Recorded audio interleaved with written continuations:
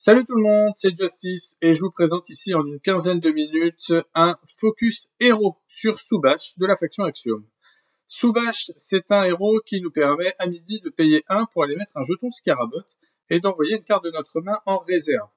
On risque potentiellement de se retrouver un peu au manque de mana et au manque de cartes, et du coup on va avoir un peu de mal à temporiser et à réagir en fonction de ce que notre adversaire va jouer.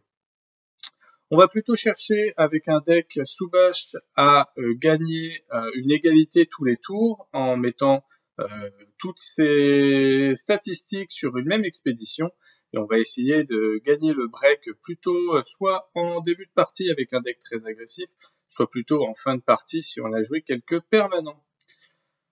L'objectif de cette vidéo, c'est de vous proposer les cartes qui me paraissent les plus intéressantes avec ce héros. On va regarder ce qu'on mettra plutôt en commune et ce qu'on mettra plutôt en rare, en combien d'exemplaires, et je donnerai aussi mon avis sur les uniques que je pense les plus intéressantes dans ce deck. Soubash, donc, c'est un héros qui va nous permettre à midi d'aller payer 1 pour mettre une des cartes de notre main en réserve et d'aller jouer un jeton Scarabot. On est donc sur un deck qui va s'épuiser relativement rapidement puisqu'il va perdre des cartes et en plus de ça, il va commencer son tour avec moins de mana que l'adversaire, donc il sera très difficile d'aller temporiser. On va plutôt jouer nos cartes avant l'adversaire et c'est plutôt lui qui va avoir tendance à pouvoir réagir à ce qu'on va lui proposer. Il va falloir du coup jouer ce deck en s'assurant de pouvoir prendre les expéditions sur lesquelles on s'engage, et donc il serait intéressant d'avoir des cartes qui mettent beaucoup de statistiques, et notamment des statistiques équilibrées. Sur ce fichier, j'ai mis les cartes qui me semblent intéressantes avec ce héros. Sur une première ligne, les cartes que je vois plutôt en commune dans la faction, et sur la deuxième ligne, les cartes que je vois plutôt en rare. Au niveau des permanents, on peut envisager de mettre la ruche des Scarabots. Pourquoi? Parce que Soubash va nous mettre déjà systématiquement, si on le joue de façon très rentable, un Scarabot tous les tours. La ruche dans sa version rare nous permettra donc de le booster et elle permettra d'aller jouer un autre jeton Scarabot. Du coup, elle nous permettra, une fois qu'elle est posée, à partir du tour suivant, d'avoir finalement, pour un coût de seulement 1, d'avoir des statistiques à 6-6-6 sur l'expédition. On orientera donc le jeu avec pas mal de jetons Scarabot et on sera plutôt sur une stratégie fin de partie où on devra éviter de prendre trop de retard sur la première partie du jeu. Sachant que la ruche sera beaucoup moins rentable le tour où on la joue que si on la joue avec Syrah, on sera plutôt sur une orientation où on va jouer une ruche des Scarabots, peut-être 2, mais on n'ira pas la mettre en 3 exemplaires.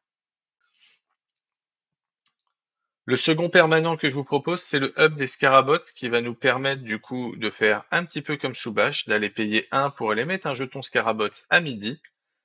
On pourra faire ça du coup pendant 3 tours avant que la carte ne nous serve plus à rien.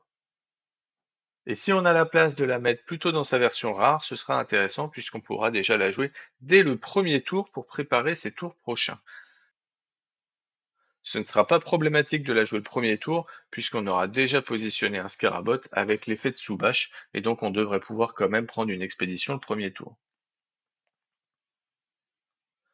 C'est une carte qu'on va aimer jouer potentiellement en 3 exemplaires, et évidemment on pourra imaginer utiliser une ruche Scarabot dans le deck avec ce hub.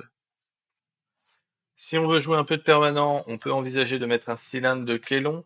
L'intérêt, c'est qu'on va pouvoir venir booster nos Scarabots ou nos personnages sans dépenser de mana.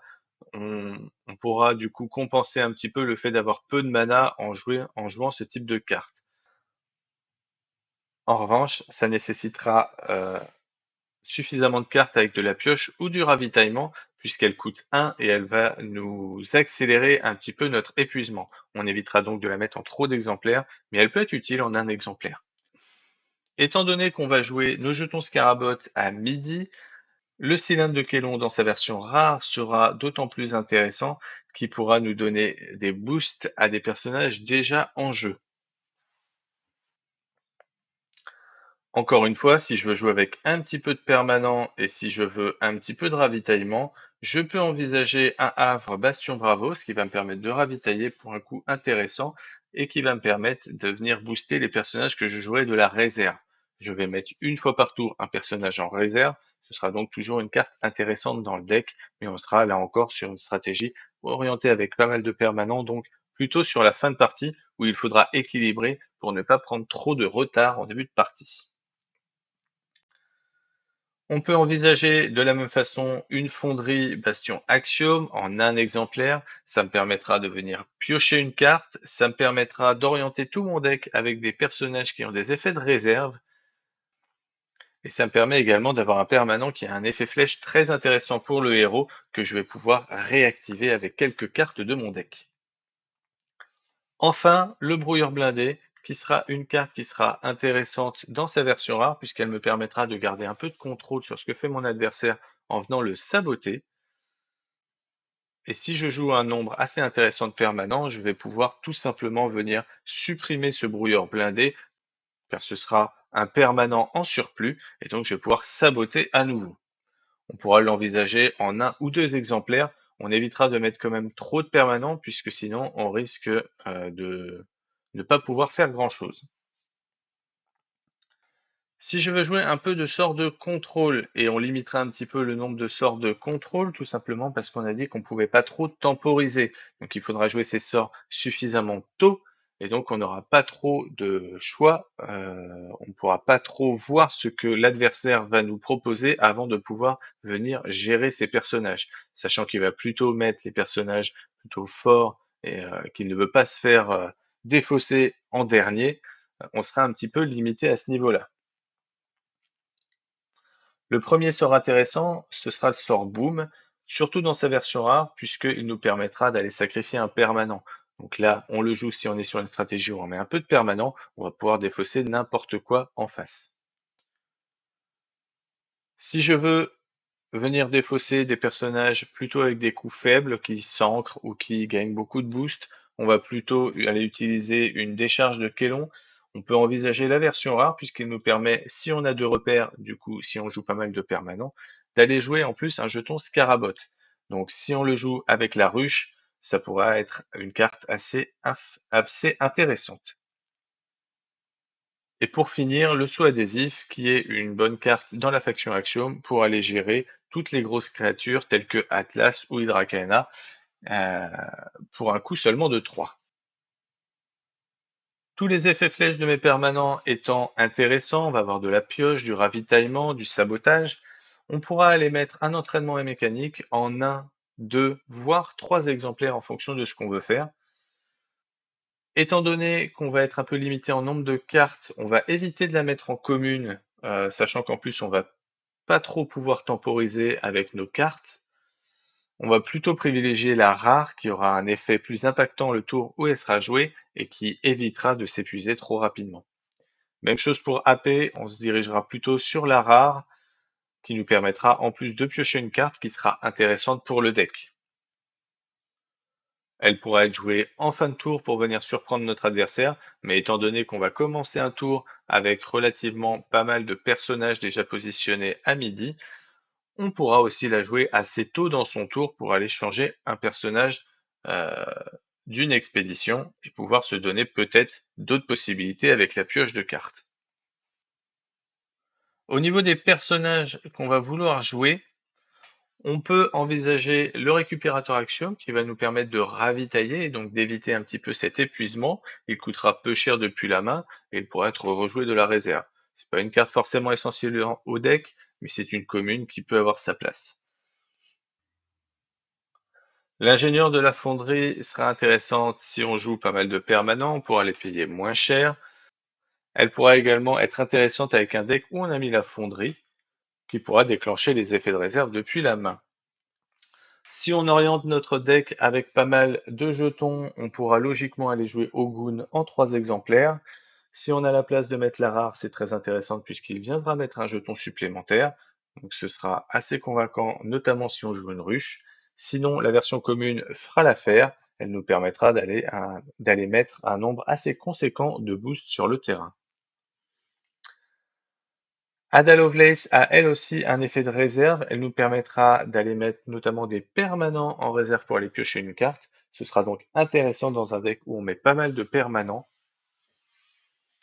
Et si on a une fonderie, ce sera aussi efficace que le récupérateur Axiom ou l'ingénieur de la fonderie. L'effet de pioche sera très intéressant dans le deck. On pourra également l'orienter dans une version rare si on souhaite aller mettre plus de personnages en réserve, mais je pense qu'on se tournerait plutôt sur un deck avec Trest dans ce cas-là, que sur un deck sous bâche où on l'orienterait avec des permanents. Coppelia reste néanmoins intéressante puisque sous bâche va pouvoir la mettre en réserve et elle pourra être jouée gratuitement. En plus de ça, c'est un robot, du coup ce sera efficace notamment avec Ogun ou avec l'effet de certaines uniques. Je vais aimer mettre du coup des cartes dans ma réserve, il ne m'en faut pas trop puisque je ne vais pas avoir beaucoup d'effets de ravitaillement, mais je peux envisager de mettre une Amelia Earhart en 2 ou 3 exemplaires, une fée clochette pour pouvoir saboter et garder un peu de contrôle sur la réserve de mon adversaire, plutôt dans la version commune si je veux, si je ne mets pas trop de cartes comme ça qui vont pouvoir être envoyées de la main en réserve, et pour me laisser de la place pour les rares. L'armurière de la fonderie sera très intéressante dans un deck où on a mis pas mal de jetons Scarabot, et notamment si on joue une ruche Scarabot rare ou une fonderie. Si on joue la fonderie, on mettra plutôt la commune. Si on ne la joue pas, on essaiera d'aller mettre la rare pour la rentabiliser un maximum. Les trois petits cochons est une carte commune qui sera aussi intéressante dans le deck où on a mis suffisamment de permanents. Elle pourra être intéressante. Sur la version commune, ça peut aller remplir le deck. Je ne vois pas l'utilité d'aller la mettre en rare. Je pense qu'il y a mieux à faire dans un deck avec sous-vache. Mais on pourra, voilà, mettre la commune peut-être en 2, voire 3 exemplaires, puisque c'est une carte qui sera normalement toujours intéressante si on a joué suffisamment de permanents. Si on ne joue pas trop de permanents, on va plutôt éviter de jouer cette carte. Si je ne joue pas le brouilleur blindé, si j'ai envie de garder un petit peu de sabotage, je peux orienter mon deck avec le brouilleur Axiom qui coûte un peu cher. Je vais éviter de le mettre en trop d'exemplaires puisqu'il a son pic seulement en montagne. Je vais donc pouvoir le mettre en 1 voire 2 exemplaires dans ce type de deck. Il sera notamment intéressant si on a des cartes comme l'encrière qui nous permettent de renvoyer des cartes en main.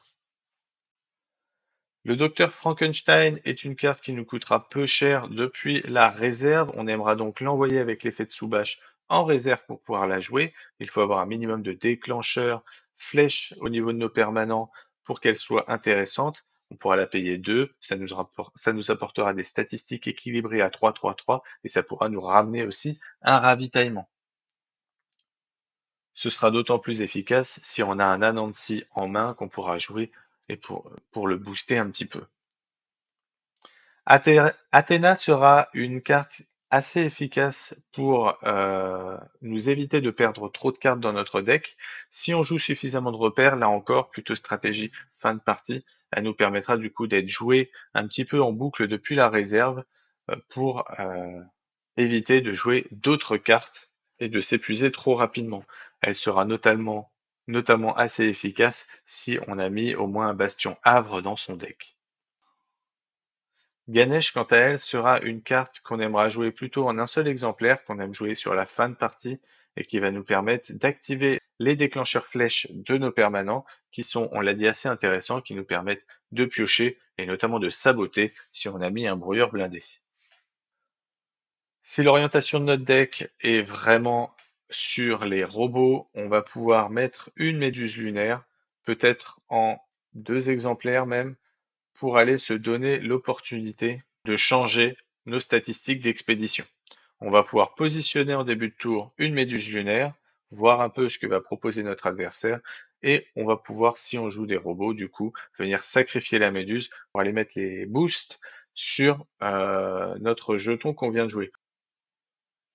Elle n'ira pas directement en défausse, elle ira seulement en réserve, ce qui est plutôt bien pour éviter de manquer trop vite de cartes. L'encrière de l'Ouroboros, on en a parlé. C'est intéressant puisque ça va nous permettre de ramener quelques cartes en main. C'est une carte très intéressante, ça coûte 2, ça amène des statistiques équilibrées. Ce sera intéressant si on a pas mal de cartes du coup avec des effets main ou si on joue la fonderie et qu'on veut rentabiliser un petit peu toutes nos cartes qui ont des effets de réserve qu'on peut jouer depuis la main.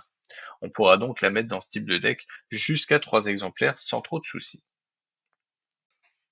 La fille d'Yggdrasil sera une carte que j'aimerais mettre dans la réserve avec l'effet de Soubash. Je ne veux pas avoir trop de cartes qui m'encombrent dans ma main de cette façon. Je vais donc peut-être la limiter à 2 exemplaires.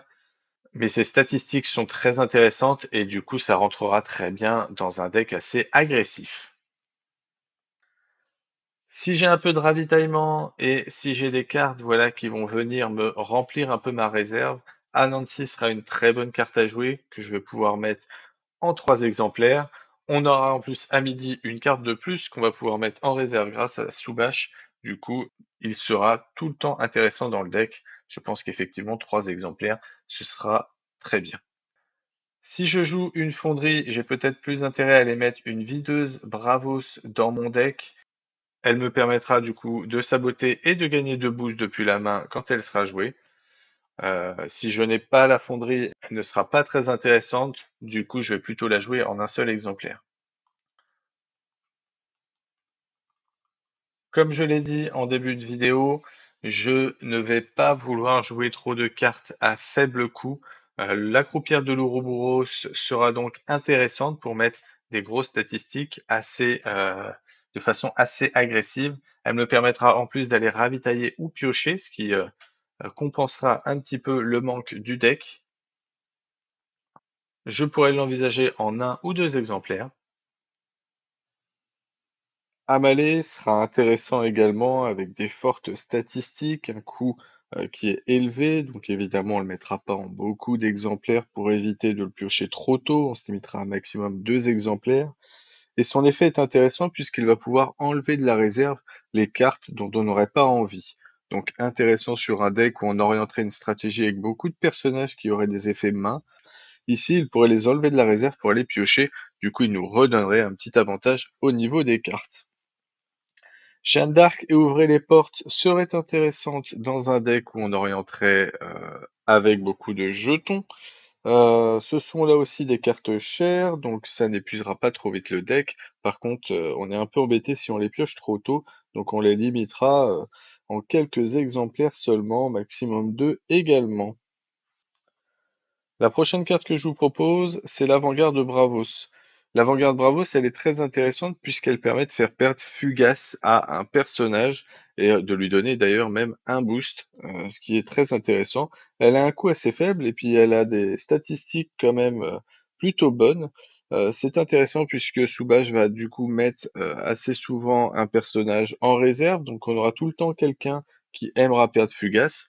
On va aimer faire perdre Fugace notamment aux personnages qui vont avoir un effet de réserve intéressant ou aux personnages qui ont des statistiques très fortes si on veut avoir un peu d'agressivité, comme par exemple avec la traceuse Bravos.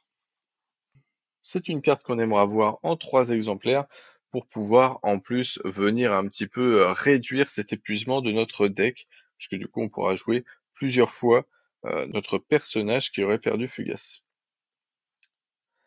Le script runique du monolithe est intéressant puisqu'il va pouvoir déclencher son effet systématiquement. Effectivement, Soubash va toujours mettre, si on déclenche son effet en tout cas, son jeton à midi et donc on pourra toujours ravitailler quand on va jouer le scribe depuis la main. Ravitailler, du coup, ça compensera encore une fois un petit peu l'épuisement du deck. On a des statistiques qui ne sont pas excellentes, pas très agressives, mais le ravitaillement sera toujours efficace chez Soubash. De ce fait, c'est une carte qu'on peut jouer en autant d'exemplaires qu'on le souhaite. Enfin, je termine avec 2 cartes qui sont vraiment plus sur une stratégie agressive, de par leurs statistiques et leur faible coût. L'Augure Izmir qui va avoir 1-2-1 pour un coût de 1, et la Traceuse Bravos qui va avoir 3-3-3 pour un coût de 2. Petite faiblesse de la traceuse Bravos, elle gagne Fugace, du coup ça va être potentiellement une carte qu'on va aimer mettre en réserve du coup avec l'effet de Soubash. Elle viendra du coup dès les premiers tours venir mettre la pression à l'adversaire et prendre l'avantage par rapport à lui. De plus, il sera intéressant de lui faire perdre Fugace si on joue l'avant-garde Bravos le même tour. Au niveau des uniques, on peut imaginer très logiquement aimer avoir des uniques avec des fortes statistiques pour un coût très moindre pour pouvoir battre l'adversaire le plus rapidement possible si on arrive à sortir ces uniques. On aimera également avoir des effets intéressants depuis la réserve puisque on sait qu'on peut jouer du coup nos cartes directement depuis la réserve. Un peu dommage pour une unique, mais ça pourrait rentrer dans un deck fonderie par exemple très efficacement. En plus de ça, tous les effets de ravitaillement ou de pioche seront toujours utiles. Et si on s'oriente avec pas mal de robots, on va avoir tous les effets qui vont venir donner des boosts aux robots qui seront intéressants. Voilà, si la vidéo vous a plu, n'hésitez pas à mettre un petit pouce. Si vous êtes intéressé par d'autres héros ou si vous voulez en savoir plus sur la synergie entre les cartes de la faction, je vous invite à aller voir ce que j'ai fait d'autre sur la chaîne. En attendant, je vous souhaite bon jeu et je vous dis à bientôt.